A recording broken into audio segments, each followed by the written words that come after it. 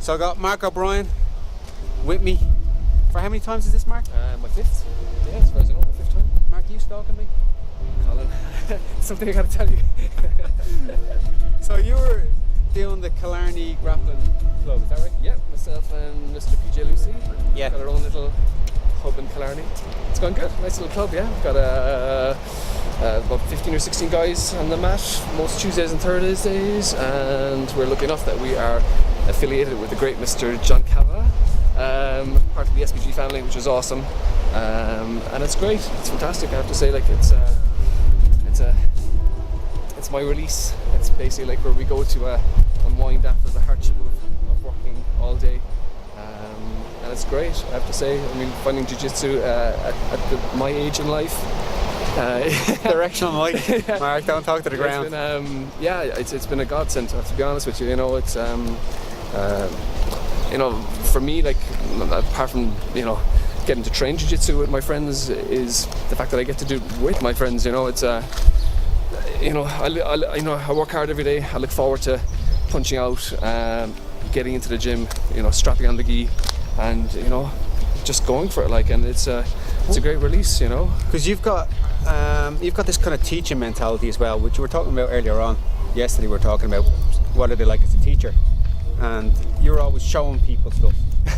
and I think a lot of the times, if I armbar someone 3 times, which I never do, I'll say the reason why I'm armbarring you is because you keep doing this, where some people never do. No, well, I think it's important, and we played Gibson over from Estonia a couple of weeks ago, and his teaching style is something we're trying to put into play. It's an SPG style. It's that you become your own coach. Like, rather than everything falling back on PJ's shoulders. The onus is on ourselves to improve, and not just improve ourselves, but to also improve our teammates. And by doing that, everybody's jiu-jitsu just gets better and better and better and better. The pressure is taken off PJ, which means his jiu-jitsu gets better, and it creates a far more unified club, because when you walk in the door, you're not just walking just to kind of pound your own chest and go, I'm going to make myself the best blue belt on the mat tonight. Really what you're trying to do is make everybody around you the best on the mat, and it's great. I have to say, like, it creates a far more relaxed vibe, and a lot more sharing vibe. It totally strips back any ego that you have, because if you're not afraid to criticize your teammate or take criticism, then you may as well not be training jiu-jitsu, because you're never going to learn. It's as simple as that. PJ's a bit of a cool cat though, isn't he? Look, I mean, there's so many things I can say about that dude. He's my absolute best friend, and it's a privilege to be training with him. I have to say, like, the first day that he showed me a technique, that was the day that every other martial art that I ever learned was pretty much. Did you do something else first? Yeah, we did. I've touched karate, taekwondo. I always thought you were a bit like you did Krav Maga. Don't say that. Yeah, so we did it. So what would you do if someone attacks you with a Kalashnikov then? Told you no trick questions. All right. Well, that's Krav Maga, isn't it? Oh yeah. I've never even seen a Kalashnikov, so I'm going to train for 20 years. But yeah, so we did that, and I have to say, like, the first day I trained with PJ. Because before you guys set up, what was the down in your end? Because whereabouts here in Kerry? Well, we're based in the heart of Killarney, in Sporty's gym, and like, it sounds strange, but anybody watching from the outside, me and PJ used to go in and kick the living shit out of each other. Like, right. It was no gloves. It was pretty much MMA with 2 dummies on the ground beating the shit out of each other. Like, we had, no background in the sport. Anybody looking must have thought that we were just thrown in there for bad behaviour and told to kick the shit out of each other. When was that like? Oh, that was years ago. That was, that was about. So you're friends a long time then? Yeah, we're friends. 5 or 6 years. Right. And then it was, progressively more guys liked the look of us beating the shit out of each other and decided, we'll come in and we'll do it. And then we decided that, look, maybe kicking the crap out of each other isn't going to give us longevity in the sport. So we said we better start, showing some technique and maybe doing a little bit of research. And eventually got to the stage where we had nearly 20 guys come in and looking to us for leadership. And then we were like, shit, well, John being the good guy that he is, let's not get killed here by this car. So we're in Portugal, cars tend to run you over. So yeah, he went faster there, didn't he? Didn't slow down. So John, to be fair to John, John was great. John didn't even give it a second thought. He was down, as PJ said, he liked to cut off our jib, and he's pretty much embraced us like with open arms. And I have to say, we're absolutely indebted to him and to Matt as well. Like, you know. Have you noticed the progression of John Kavanagh? As a coach? To be honest, as a coach, John's like I'm not going to say he's an enigma. John is just one of these guys that just. You can't but not get better with John Kavanagh as your coach. It's as simple as that. Yeah. You can walk in the door as rough and ready. You stick with SVG, stick with John, you train the way that they want you to train, and you're going to get better. It's as simple as that. You're going to get better as a martial artist. You're going to get better as a person, and everything. You're like, and how that reflects into it. Like your outside life may be shit, but like the way SVG teach you, it actually makes everything better. Like you find you're going home happier, and it's a great system, I have to say. I wouldn't like to be with any other affiliate anywhere in the world right now. Like SBG, as far as I'm concerned, their star is rising. They've got like big names like Conor McGregor, Gunny. Have you James had Gunny Gallagher? down? Yeah. No, we're trying to get John. We want Gunny down. But yeah, young James Gallagher. He's a beast, isn't he? James is a wee lazy. He's a fucking James. I don't know. He came here when he was 15, right? And I wanted to lock him in the cupboard and keep him. No, you can't. I saw his potential. No, James is a peacock. You gotta let him fly. He's fucking hell, man. James I went back awesome. the last time at Christmas and he just killed me. No, James. With no effort. All I can say with James is watch his space. That kid is just going to light up the world. Yeah. Once he gets going, it's just, James is like a little pit bull. You're just holding him back. Stay away from girls, James, and you'll be grand. They are evil. James, don't listen to Colin. Girls are evil. But they're, what can I? We'll go this way, yeah. This way? Less wind, yeah. But I have to say, I'm 38. I might not look at it. Probably look about 22. I thought you were 42, man. Really? You're 38? 38. Get the fuck out of here. But I feel, I have to say, it's the great thing about jiu-jitsu, is that in myself, I feel I'm going to be able to train jiu-jitsu till the day I die. If I look after myself, there's no reason why anybody can't do the sport until the day they pass away. And it's one of these sports that once it gets its claws into you, you're screwed, because you want to know more. Are you more of a gi guy? I think because you're a bit of a connoisseur with the gi, aren't you? You have a blog going, right? When I recently got asked to do gi reviews by Niall Scallard, who set up an Irish BJJ website. Niall's interviewed me, right? As Niall interviewed you, yeah. He ran out of batteries. Man. He ran out of batteries. That's how fucking much I talk. Niall, he's a lot more polished now, I can tell you that. But Niall has asked me to come on board and do gi reviews for this new website that he's after setting up. It's a good idea what he's doing. It's a great idea, and kudos to the guy, because he's doing it off his own back. He's paying for all this himself, and his heart's in the right place. He's trying to get Irish Jiu-Jitsu out there, and everybody should support him. The more guys that can help Niall with putting in input on the site, whether it being techniques or interviews, they should help him. Because you know how he's doing what he's doing, right? You know what's funding him, right? There's some drug cartel. No, he won the lottery, right? Apparently.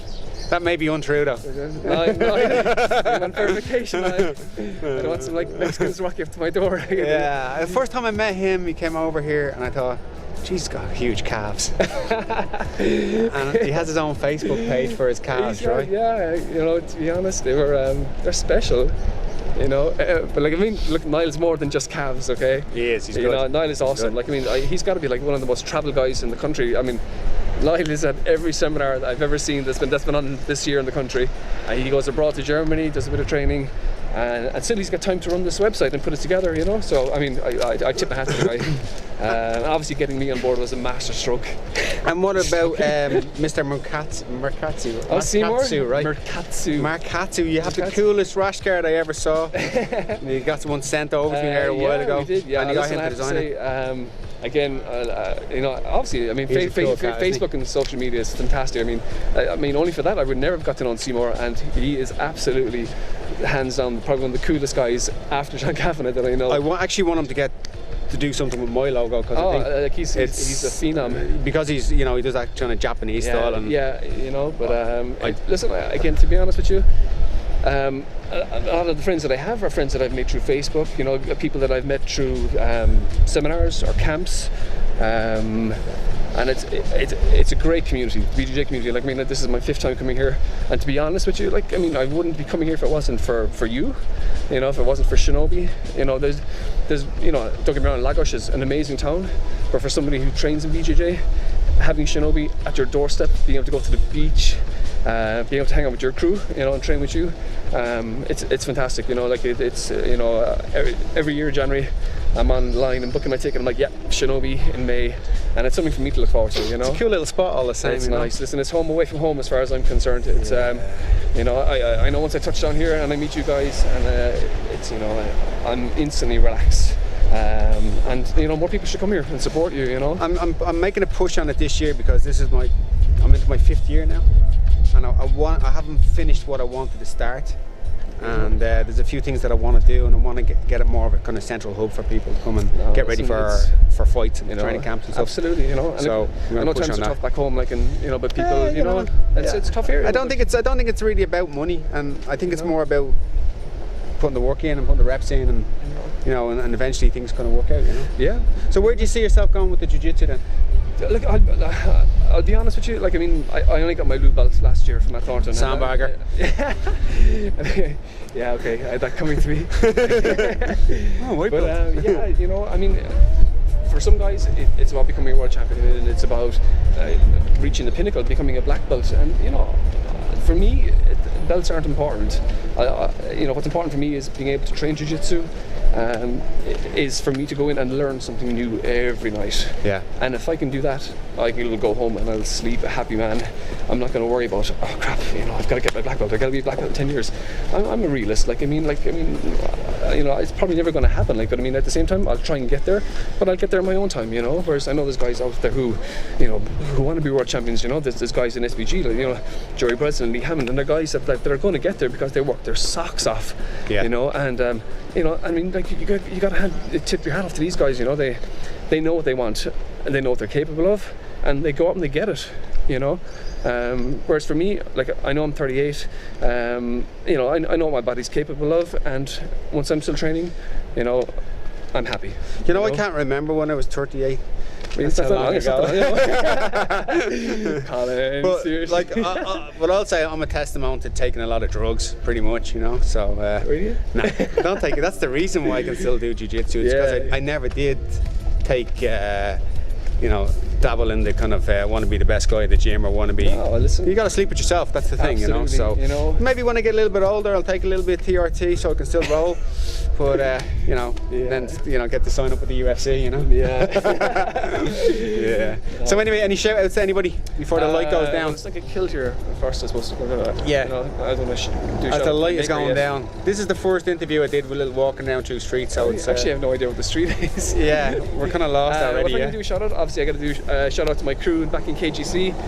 See you guys tomorrow night. I'm actually doing gi tomorrow night. Oh yeah. Got sunburn guys, so like go easy on me, okay? What are you doing tomorrow night? Actually, I think we've got a guy coming down to give us out our new club t-shirts and hoodies, so we might have to get one of those in the post for you. Nice. Yeah, so I think I left them doing spider guards. I'm sure I'll come back in there probably doing something completely different, but to be honest, it doesn't matter. You know, once I'm back with my teammates, I'm happy to do anything. What would you say to someone that was thinking about getting into jiu-jitsu but wasn't too sure, or wasn't from me, or? Very, very simple. I would say come and do class. Keep an open mind. I find, like, with people, you gotta park your ego at the door. Like, I mean, ego is what cripples most guys when they come in the door, because nobody, like, guys come into Killarney, like, and they meet PJ, and PJ, to look at him, like, he's like, you know, he's 69 kgs. He's got chicken legs. He tells everybody he's got chicken legs. Yeah. But this guy, you could have a 100 kg, you know, guy from any part of Europe, and PJ will make him look like a fool. Yeah. And if you can't take that, you know, if your ego is too big to accept that, you know, a smaller guy with better technique is going to beat you, then, you know, don't do the sport. But you know, if you can be humble enough to kind of go, right, a small guy made me look like a fool, want to know what he did to make me look like a fool, and then you're in. And once you're in, you're into the family. Like, and really, that's what it's all about. Like, I mean, not just KGC or SBG, but Gives you a sense of belonging as well, doesn't it? Like, it does. It really does. You know, I mean, you're, you know, like it's hard to describe. You know, like there are guys out there who are, you know, who could be socially like inept, you know, like they may not like other sports, they might not be good at basketball or football or soccer, and training in BJJ, you'll find that you're always going to be good at something, and then once you accept that, you become part of this unit, and like your teammates will die for you. It's as simple as that. And you go to any club in Ireland, and it's the same with, no matter where you go. You go to East Coast, you go to SBG, you know, up to Chris Bowes, your teammates will die for you. And like, it's as simple as that. Your brothers, your family for life. That's exactly what BJJ is. They're your extended family, and like, you do anything for them, you know. Email it. Have you got a website, or have you got a Facebook? I know you're always on Facebook. Right? Well, we've got a close Facebook page, Killarney Grappling Club. If like, if anybody wants to add themselves, work away. We've got a website, Killarney Grappling Club, gmail.ie. You can add PG Lucy or myself on Facebook. We'll add you guys to the group if you want to. Cool. And other than that, that's pretty much it. Now on Instagram under Emma O'Brien something, I think. I can't remember the rest of my name. But yeah, that's pretty much it. Cool. Excellent, dude. Cheers, awesome. brother. Peace out. After.